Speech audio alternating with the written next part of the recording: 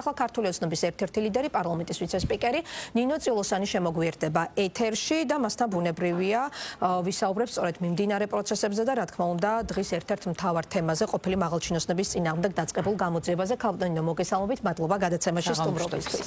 პირველ რიგში დღის ერთ-ერთი მთავარი თემა დღემდე არ ვიცით სისხლის სამართლის რა საქმეებია აღძრული ყოფილი პრემიერ-მინისტრის და სუსის ყოფილი ხელმძღვანელის და ყოფილი მთავარი პროკურორის წინააღმდეგ. თქვენ როგორც საკანონმდებლო ორგანოს თავმჯდომარის მოადგილეს რა ინფორმაცია გაქვთ რეალურად რას ედავებიან ყოფილ პრემიერს და ყოფილ მაღალჩინოსნებს? საღამოშტობის თამთა მე ვიტყოდი რომ პირიქით ძალიან ბევრი ინფორმაცია აქვს საზოგადოებას იმასთან დაკავშირებით რა პროცესი მიმდინარეობს მათ შორის პროკურატურის და სახელმწიფო უსაფრთხოების სამსახურის მხრიდან თითქმის ყოველდღიურ რეჟიმში ეცნობება საზოგადოებას იმ ჩატარებული სამუშაოების და საგამოძიებო სამუშაოების შესახებ რომელიც მიმდინარეობს მათ შორის ამოღებული თანხები იქნება თუ ძვირფასი ნივთები და იმ ადამიანების ბრალეულობასთან დაკავშირებით რომელსაც ბრალი წარედგინა უკვე ან მომავალში შესაძლოა რომ წარედგინათ. მათ შორის დღეს გახდა ცნობილი რომ ირაკლი ღარიბაშვილის გამოკითხვა განხორციელდა, სადაც მან გარკვეული დანაშაულები აღიარა და მათ შორის მაგრამ არ ვიცით რა დანაშაულებზეა საუბარი. კონკრეტულად რა საქმეებზე ტარდება საგამოძიებო მოქმედებები და რის გამო გაიჩხრიკა, თქვათ, კონკრეტული სახლები და ობიექტები.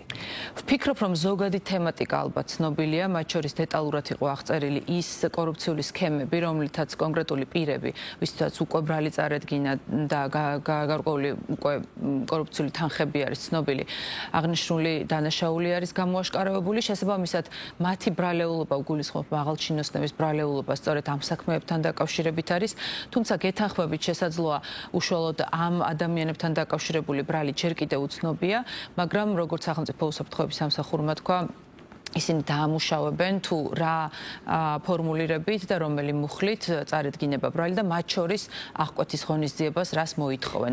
ერთი რაც მინდა ვთქვა, რომ ძალიან კარგი და სწორი პრეცედენტია საგამოძიებო უწყებებთან თანამშრომლობა და რა თქმა უნდა ალბათ ეს ყველაზე სწორი ნაბიჯი იყო რისი გადადგმაც შეიძლება. მაგრამ ხალხო ხომ არ არის ერთ-ერთი საქმე 4 ოქტომბრის საქმეზე, 4 ოქტომბრის მოვლენებზეც, იმიტომ რომ ვიცით რომ თუნდაც მოქმედი პრემიერი ამბობდა რომ ოპოზიციას ეხმარებოდნენ თქვენი გუნდიდან ცოტა ხნის წინ წასული წორები და ჩვენთან ინტერვიუში დაადასტურა რომ საუბრობდა იმ ადამიანებს რომლებიც წავიდნენ მისი პრემიერა დანიშნვის შემდეგ.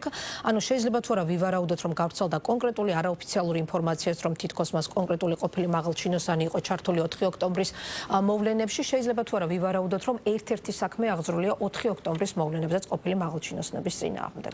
თამთა რა ზუსტად ვიცით ეს არის კორუფციული დანაშაული, ამაზე მეტი რა თქმა უნდა არც მე მაქვს ინფორმაცია და არც უფლებამოსილება რომ ვისაუბრო.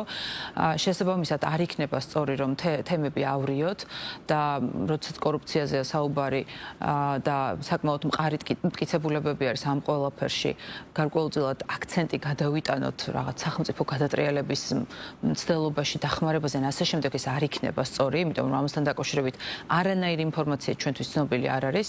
რაც ამ ეტაპზე ვიცით და მათ შორის პრემიერ-მინისტრის მხრიდანაც არის გაჟღერებული რომ იყო კონკრეტული ინფორმაციების ურთიერთგაცვლა ამ რევოლუციური სცენარების დაგეგმვის პროცესში, რაც ვფიქრობ რომ ალბათ შემდგომი გამოძიების და ალბათ მიმდინარეც ალბათ სახელმწიფო უსაფრთხოების სამსახური ყოველდღიურ და ყოველწამიან რეჟიმში მუშაობს ამ ყველაფერზე, სწორედ ამით მოახდინეს პრევენცია იმ დიდი მავნებლობის და დანაშაულის, რაც 4 ოქტომბერს უნდა განხორციელებულიყო, თუმცა არაფერი კონკრეტული და მათ შორის აღნიშნული მაღალჩინოსნების მიმართ არაფერი კონკრეტული ამ ეტაპზე არ ვიცით, შესაბამისად არ მინდა რომ ვინმეს სპეკულაციების ან რაღაცა დამატებითი ინტერპრეტაციების საშუალება მივცეთ და არც იქნება სწორი. ანუ რჩება ვერსია რომ ყოფილი მაღალჩინოსანი იდგა 4 ოქტომბრის მოვლენებს მიღმა? იცით რა, გარკვეული დახმარება რომ მიდიოდა თუნდაც ინფორმაციების გაცვლის კუთხით, ამაზე ისაუბრა მათ შორის პრემიერ-მინისტრმა, ვინ იყო რა პოზიციის, რა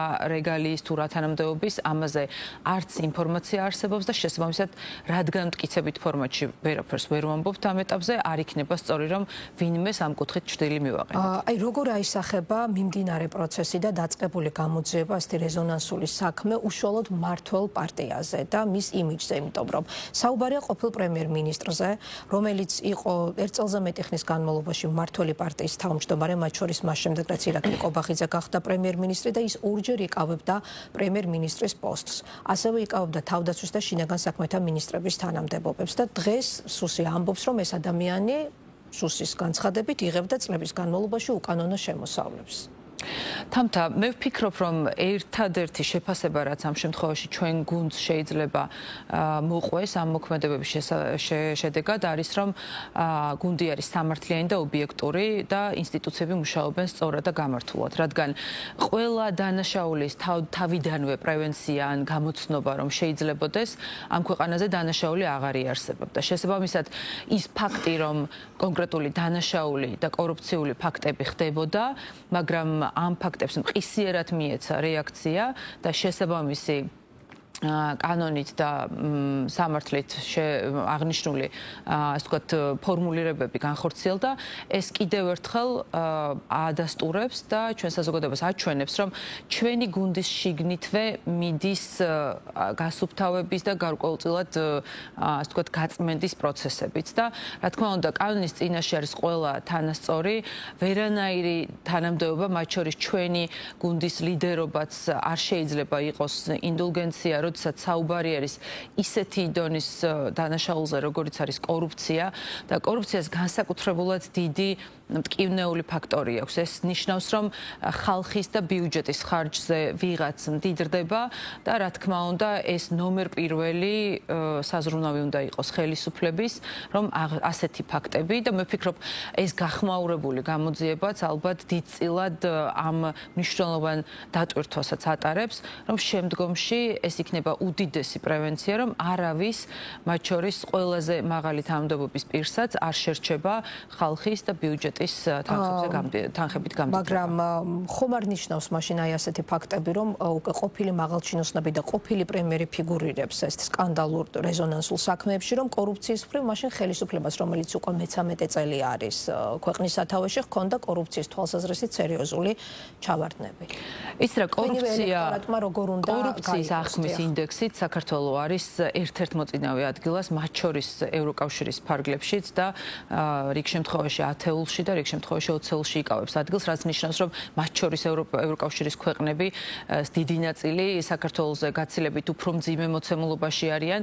კორუფცია ეს არის დანაშაული, რომელიც წარმოუდგენელია, რომ რომელიმე ქვეყანას ჰქონდეს აღმოფხრილი, რომელსაც მუდმივად ახალისებს გამდიდრების სურვილი და მათ შორის გარკვეულწილად შესაძლებლობა ძალაუფლების თუ სხვადასხვა მექანიზმების მეშვეობით, რომ მოახერხო და სხვის ხარჯზე დააგროვა რაღაც გარკვეული თანხები. თუმცა ამის მიუხედავად, ის ფაქტი, რომ თავად გუნდის შიგნით დაიწყო ამ პროცესების გამოვლენა და უმსხვილესი და უდიდესი თანამდებობის პირების გვარებია გაჟღერებული, მათ შორის ერთ-ერთმა მათგანმა ჩემთვის ძალიან სამწუხაროდ, მაგრამ აღიარა მონაწილეობა რა ფორმით, რა დოზით, ეს რა თქმა უნდა, ცალკე გასაჯაროვდება და ამაზე სამართალდამცავები ისაუბრებენ.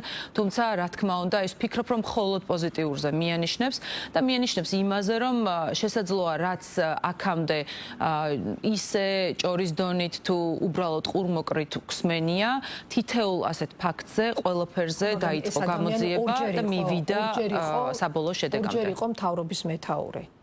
აი ეს არ ქმნის ანუ მართლ გუნდზე როგორ აისახება მართველი გუნდის იმიჯზე, იმიტომ რომ ან საერთოდ თუ იცით ის მაინც რომელ წლებზეა და რომელ პერიოდზე საუბარი, იმიტომ რომ 2021 წელს შემდეგ დაბრუნდა ირაკლი ღარიბაშვილი და მთავრობის მეთაურად წარადგინა თქვენმა გუნდმა.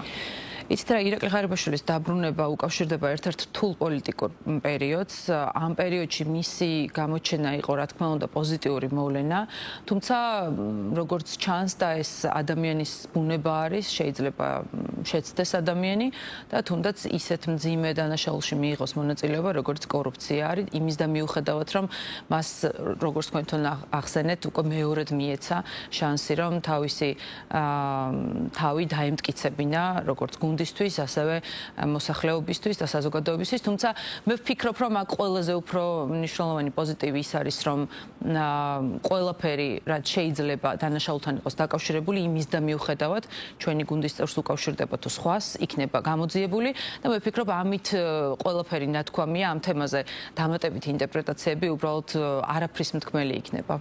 მაშინ დღის კიდევ ერთ მთავარ თემაზე მინდა კითხოთ, იმიტომ რომ ბოლო დღეებში ჩვენ ვხედავთ, რომ ადმინისტრაციული და სისხლის სამართლის კოდექსებში შესული გამკაცრებული რეგულაციების და ცვლილებების შემდეგ გახშირდა დაკავებები და დღესაც ოცამდე ადამიანია დაკავებული რუსთაველის გამზირზე. ანუ რამდენად თავსებადია სიტყვის და გამოხატვის უფლების დაცვასთან აი ეს პროცესები, რასაც ახლა ჩვენ ვხედავთ 19 თუ 18 ოქტომბრის შემდეგ, მას შემდეგ რაც პარლამენტის მიერ დაჩქარებული წესით დამტკიცებული ცვლილებები უკვე ძალაში შევიდა, იმიტომ რომ ადამიანებს აკავებენ გზის გადაკეტვის გამო და ასევე სახის ნიღბების დაფარვის გამო. ანუ რამდენად ჯდება ეს გამოხატვის და სიტყვის და გამოხატვის თავისუფლების დაცვის. აი ძალიან საინტერესო კითხვა. ფასდება ცალსახად, როგორც არასამთავრობო სექტორის ოპონენტების მხრიდან და საზოგადოების ერთი ნაწილის მხრიდან. თავად თქვენ კითხვაში არის პასუხი, სიტყვის და გამოხატვის თავისუფლება გულისხმობს, რომ სიტყვის და გამოხატვის თავისუფლება უნდა იყოს და არა იმის თავისუფლება, რომ საზოგადოებას შეუზღუდო გადაადგილება, გადაკეტო მსხვილი მაგისტრალები და ყველა ნორმალურ ქვეყანაში შესაბამის დანაშაულს აქვს შესაბამისი ფორმულირება და ისჯება კანონით, მათ შორის დიდი ბრიტანეთის შემთხვევაში. თქვა, იყო მანამდე ჯარიმები, რატომ გადაწყდა ასეთი მაქსიმალური ადმინისტრაციული პატიმრობების შეფარდება? თამთა, მოდი ცოტა უფრო დიდ სურათს რომ დავაკვირდეთ, რა ხდება რეალურად და რისი მცდელობა მიმდინარეობს. კანონი უნდა პასუხობდეს რეალობას, უნდა პასუხობდეს პრობლემას და მის და მიუხედავად რომ ჩვენ გავამკაცრეთ კანონი, სწორედ ის მოცემულობა ედო საფუძვლად კანონის გამკაცრებას, რომელიც გულისხმობს, რომ ბოროტად გამოიყენებოდა შეკრების და მანიფესტაციის უფლება, ხო? მოდით ვნახოთ, რას ცდილობენ ეს გარედან დაფინანსებული აქტივისტები, რომლებიც იმედის კვირის მიერ გაშიფრული სქემით კიდევ ერთხელ დადასტურდა, რომ დღემდე ფინანსდებიან იმ ექსტრემიზმისთვის, რასაც რუსთაველის გამზირზე ახორციელებენ, მიუხედავად იმისა, რომ გამჭვირვალობის კანონმა ჩაკეტა უცხოური დაფინანსების გაუმჭვირვალედ შემოსვლა, მათ იპოვეს გამოსავალი და ეს იყო წამების მსხვერპლთა ფსიქოსოციალური რეაბილიტაციის საფუძველი, რომელიც წარმოიდგინეთ იმდენად სენსიტიური თემა არის, რომ ჩვენი მხრიდან კანონიდან ამ ორი ცხვის საფუძველი გახდა და ის გამჭვირვალობის თუ ფარას კანონმა არ დაფარა ეს მიმართულება, რადგან რა თქმა უნდა ძალიან ფაქიზი არის წამების მსხვერპლთა იდენტიფიცირების თუ მათთან დაკავშირებული საკითხები იმდენად უღირსები არიან, რომ აღნიშნული საკითხის და აღნიშნული თემით დაიწყეს უკვე საკუთარ თავის სასარგებლოდ მუშაობა, ევროკავშირის და სხვადასხვა ფონდებიდან აღნიშნულ თემაზე ირიცხება 3 მილიონ ლარამდე და კიდევ უფრო მეტი თანხები, რომელიც შემდგომ იშლება სხვადასხვა არასამთავრობო ორგანიზაციებში, საფარი, საია, სამართლიანობის ცენტრი და ყველა ის ოდიოზური ორგანიზაცია, რომლის ლიდერიან მასთან დაკავშირებული პირები, ყველა გვევლინება რუსთაველზე იმ ექსტრემიზმის ჩასატარებლად. მოდით ახლა ვნახოთ, რას ცდილობენ. მიუხედავად იმისა, რომ რაოდენობრივად ძალიან მცირე არიან, ისინი ცდილობენ, რომ ქაოსი შექმნან. როგორც მზია ამაღლობელის შემთხვევაში, მან შეაფურთხა პოლიციელს იმის სადემონსტრაციოდ, რომ ეს ყველაფერი გადასულიყო ქაოსში და ექსტრემიზმში.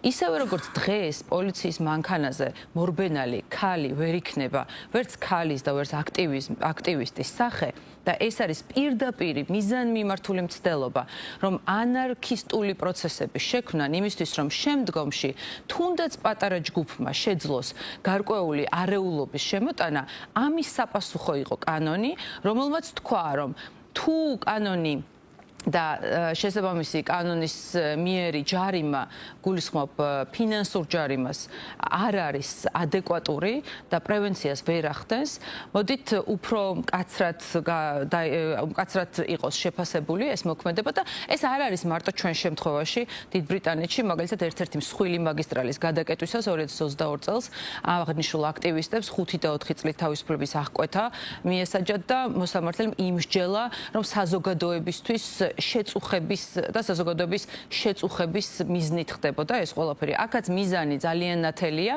და როდესაც შენი მიზანი არ არის შეკრება, არამედ შენი მიზანი არის რომ საზოგადოება ამყოფო აი ამ ტერორში და საზოგადოების ნორმალურ ფუნქციონირებას და არსებობას შეუშალო ხელი, რა თქმა უნდა, ეს ვერაფრით ვერ გავა შეკრების თავისუფლებაში. აი მუდმივად აქ მაშინ გახსენებენ თქვენ რომ როდესაც თქვა და გზის გადაკეტვის და სახეების სხვადასხვა საშუალებით დაფარვის გამო ადამიანები მიდიან ციხეში, მაშინ რა ბედი ეწიათ იმ სამართალდამცავებს, რომლებიც ნოემბერ-დეკემბერში იყვნენ თქვა ძალადობრივ ქმედებებში, მათ შორის მედიის წარმომადგენლების მიმართ ჩართულები და გამოძიების შედეგები ამ დრომდე არ ვიცით. მე არ მინდა მხოლოდ ოპონენტების ან არასამთავრობო სექტორის განცხადებები შეგახსენოთ ამ თემაზე, მაგალითად იგივე სახალხო დამცველის ლევან იოსელიანს, რომელსაც არჩევის დროს თქვენმა პარტიამაც დაუჭირა მხარი.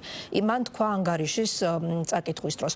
ნახეთ აქციებზე ნაცემი ადამიანები, ერთი შემთხვევა მაინც შეგიძლიათ მითხრათ, რომელი პოლიციელი არის თუ არა პასუხისგებაში მიცემული. ეს კითხვა დასვა ანგარიშის წარდგენის დროს სახალხო დამცველმა.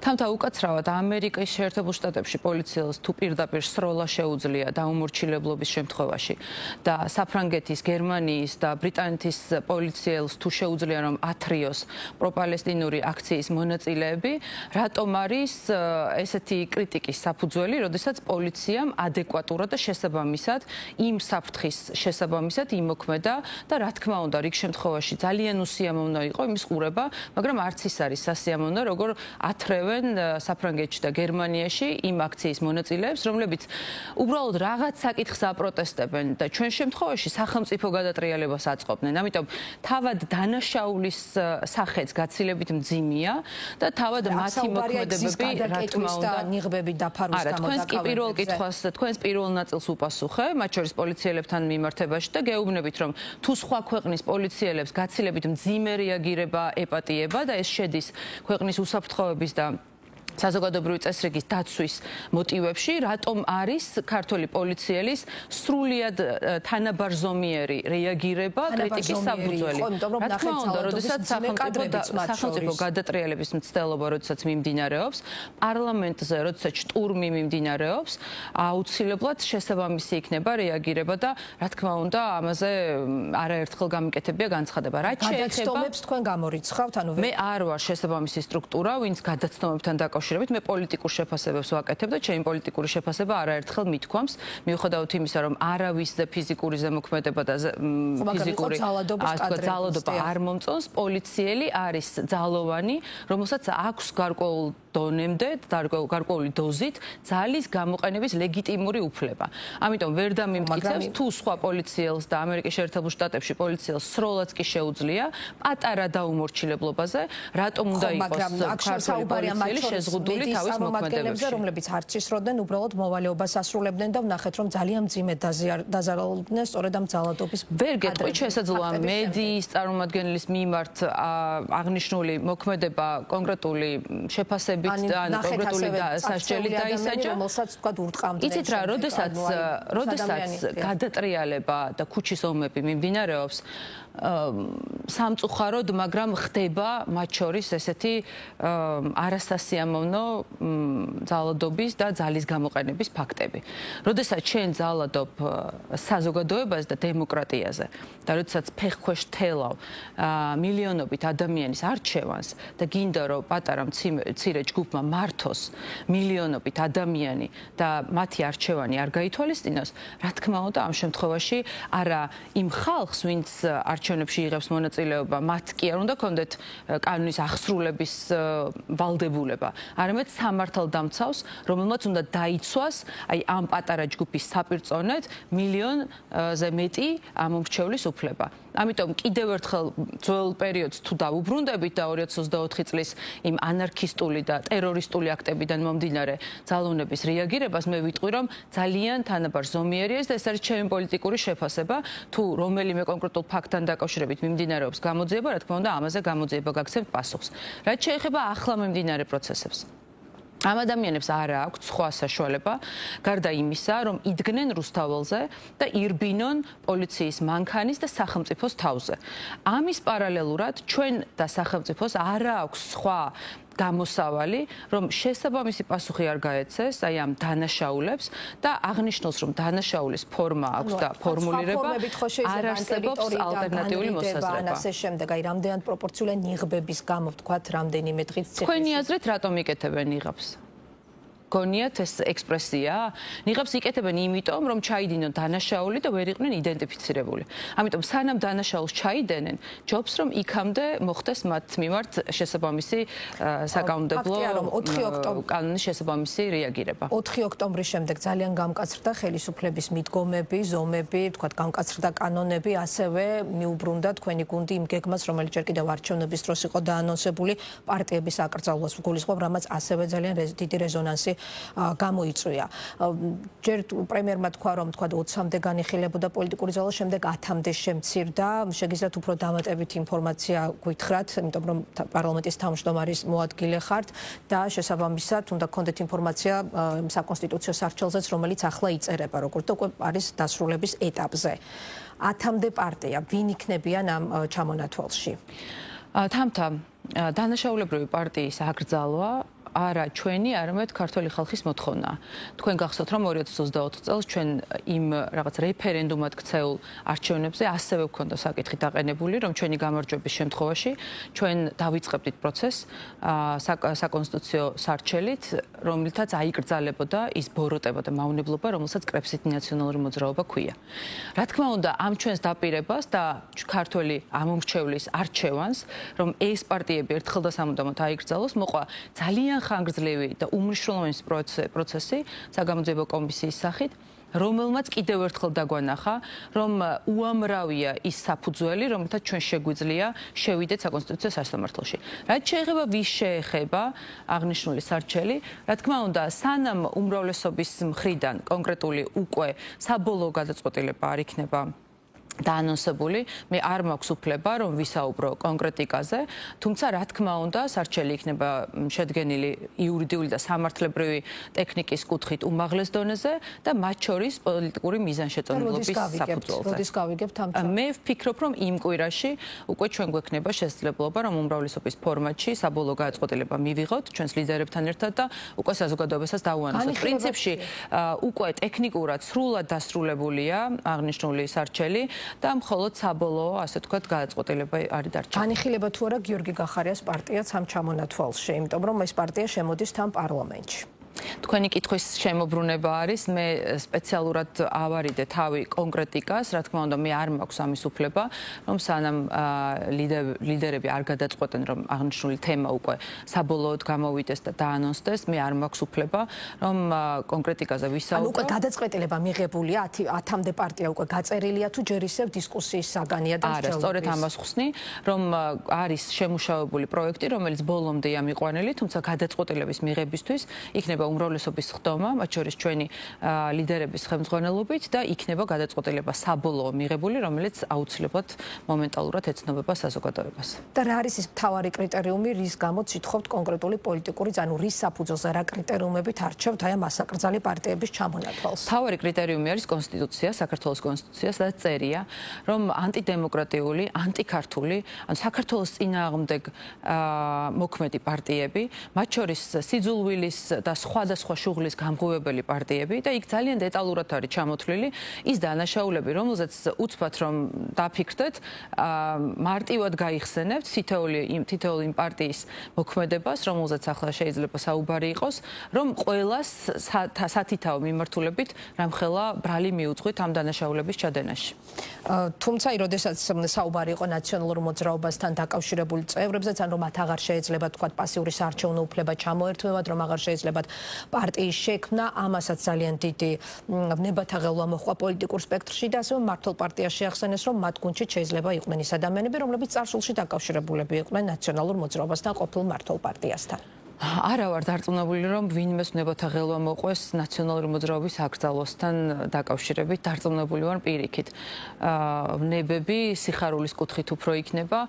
მე ვფიქრობ, რომ ამ ქვეყნის აბსოლუტური უმრავლესობა ელოდება, როდის აიგრძელება ეს დანაშაულებრივი პარტია. მათ შორის ეს მიღებული და მოქმედი მექანიზმია, რომ არა მხოლოდ პარტია თავისი სიმბოლიკით თუ დასახელებით, არამედ მათ შორის ამ პარტიის წევრები და ლიდერები, ვინც ქმნიდნენ ამ ბოროტებას, იყვნენ ჩამოშორებული პოლიტიკას, საჯარო სივრცეს, მათ არ ჰქონდეთ საშუალება იყარონ კენჭი და მათ არ ჰქონდეთ საშუალება რომ დაიკავონ, ასე ვთქვათ, თანამდებობები და საჯარო, ასე ვთქვათ, პირები გახდნენ.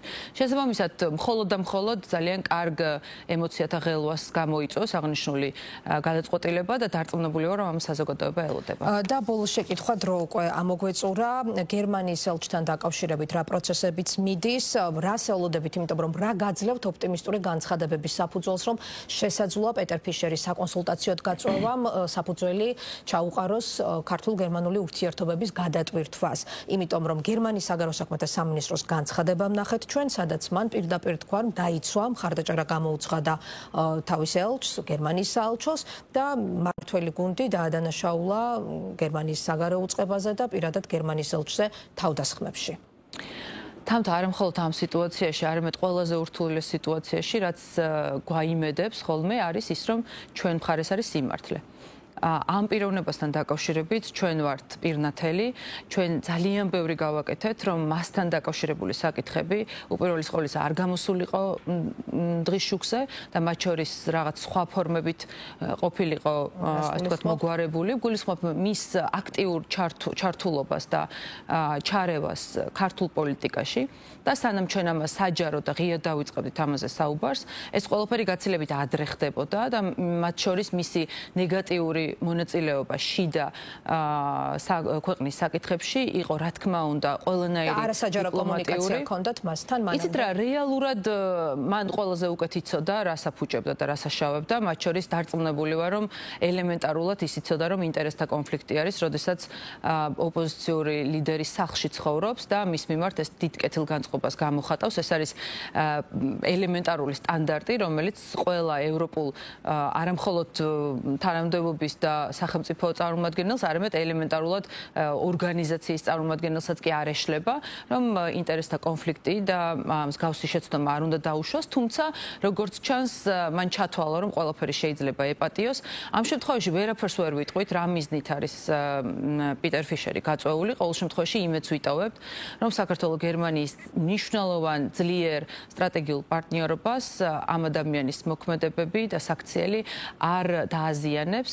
და რა თქმა უნდა, ეს თავად გერმანიის სახელმწიფოს პრეროგატივა არის, რომ მასთან დაკავშირებული გადაწყვეტილება მიიღოს. ყოველ შემთხვევაში, როგორც ჩანს, უკვე გერმანიის შიგნითაც დაიწყო კითხვების დასმა მის საქმიანობასთან დაკავშირებით და უკვე საჯაროდ გახდა და საქვეყნოდ გახდა ცნობილი ის ნეგატიური როლი, რომელსაც სამწუხაროდ ის თამაშობდა. თქვენ ვარაუდობთ, რომ ის დაბრუნდება თუ ახალ ელჩს გამოგზავნიან საქართველოში, როგორ ელოდებით? მე ზუსტად ვიცი, რომ როგორც გერმანიის სახელმწიფო მიიღებს გადაწყვეტილებას, ისე მოხდება. ამ ყველაფრის მიუხედავად ასევე ზუსტად ვიცი, რომ აღნიშნული პიროვნება დაბრუნდება თუ სხვა იქნება, ჩვენ გავაგრძელებთ ამ ქვეყნის ინტერესების დაცვას. მაგრამ აი ეს რიტორიკა, რომელიც აქვს თქვენს გუნდს, ასევე ვთქვათ, გერმანიის და სხვა ქვეყნების ელჩების მიმართ, რამდენად უწყობს ხელს ურთიერთობების გადატვირთვას? იცით რა, ეს რიტორიკა ჩვენი სურვილი არ არის და ვერ ვიტყვი, რომ რიტორიკას განსაკუთრებული რაღაც სიხისტე ახასიათებს. ჩვენ უბრალოდ ფაქტების კონსტატაციას ვახდენთ და ფაქტი თავად იმდენად მძიმეა, რა თქმა უნდა მძიმეა, როდესაც ჩვენი პარტნიორი ქვეყნის დიპლომატიური წარმომადგენელი ესწრება ხელისუფლების საწინააღმდეგო აქციებს, ესწრება ხელისუფლების საწინააღმდეგო შეკრებებს, აფინანსებს სხვადასხვა ფორმით და ახალისებს, მათ შორის სახელმწიფო გადატრიალების მცდელობებს და ამ მცდელობებში ჩართულ ადამიანებს, იმ რადიკალურ აქტივისტებს, რომლებიც სახელმწიფოს გადატრიალებაში იღებენ მონაწილეობას. ესწრება სასამართლო პროცესებს, სადაც მოსამართლეები უნდა იყვნენ სრულიად დამოუკიდებლები და მათ შორის პოლიტიკოსებსაც კი არ გვაქვს საშუალება, რომ არათუ სასამართლო პროცესზე დასწრება, არამედ ჩვენი განცხადებებითაც რაღაცა მიკერძოებულობა არ გამოვხატოთ და ამის ფონზე ვიღაცები ბედავენ და საკუთარი ქვეყნის სიძლიერით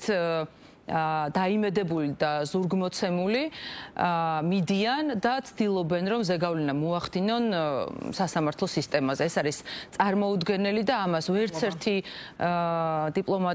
დიპლომატის თუ ვერც ერთი უცხოელი წარმომადგენლის შემთხვევაში ვერ დაუხუჭავთ თვალს. დიდი მადლობა ნინო წილოსანი, პარლამენტის ვიცე-სპიკერი, ქართული ოცნების ერთ-ერთი ლიდერი პასუხობდა ჩვენ შეკითხვებს პირდაპირ ეთერში. ამით გადაცემა დასრულებულია. გემშვიდობებით, ხვალამდე.